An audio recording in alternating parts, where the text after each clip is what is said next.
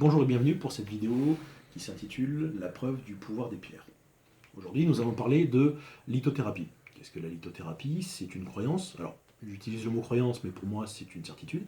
C'est donc la croyance que les minéraux et les cristaux ont la capacité d'influer sur l'humain et sur son environnement à un niveau énergétique. Les esprits cartésiens, scientifiques, vont vous dire qu'un caillou, c'est un caillou, ça n'a pas de super pouvoir. Très bien, sauf que dans notre quotidien, nous avons la preuve du contraire. La preuve la plus flagrante, et de l'utilisation la plus répandue, c'est celle du cristal de quartz. Le cristal de quartz a des propriétés piézoélectriques qui ont été mises en avant par les frères Curie en 1880. Les capacités piézoélectriques du cristal de quartz, c'est que si vous le soumettez à des contraintes physiques, à une compression ou à une torsion, il va se mettre à produire de l'électricité. Et inversement, si vous le soumettez à une tension électrique, vous allez modifier ses paramètres mécaniques dans ses dimensions. Quelle est l'utilité de ces propriétés?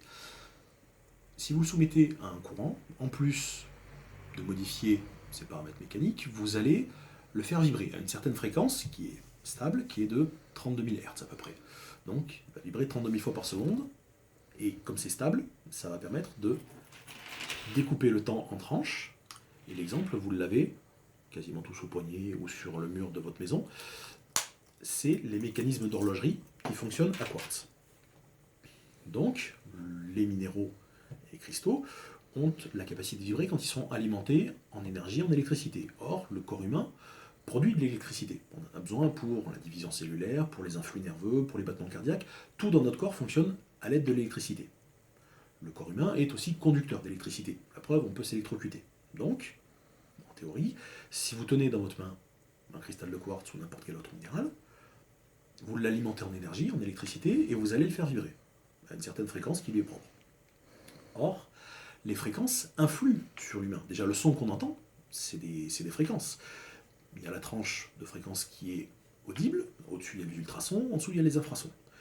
Or, les fréquences vibratoires nous influent sur l'humain. Mettez-vous face à un caisson de basse, vous allez ressentir les vibrations au niveau physique. Si on diffuse un son extrêmement aigu, à la limite de l'audible, vous allez avoir mal à la tête. De même, il y a des thérapies qui consistent à émettre une certaine fréquence qui vont faire vibrer des parties du squelette humain, fréquences différentes selon les différentes parties, et qui vont permettre d'aider à soulager les douleurs. Donc, théoriquement, en transmettant par l'intermédiaire du corps humain au minéral ou au cristal de l'énergie, vous le faites vibrer à une certaine fréquence. Or, il est admis que les fréquences ont une influence sur l'humain et sur son environnement. Donc, à ceux qui disent que la lithothérapie, ça n'existe pas et qu'un caillou, c'est juste un caillou, eh bien, je leur dis, regardez sur le mur de la cuisine ou à votre poignet, et dites-vous bien que si vous partez du principe qu'un caillou n'a pas de pouvoir et pas de capacité, votre horloge, vous pouvez la jeter parce que c'est une pierre qui vous donne l'heure. Merci.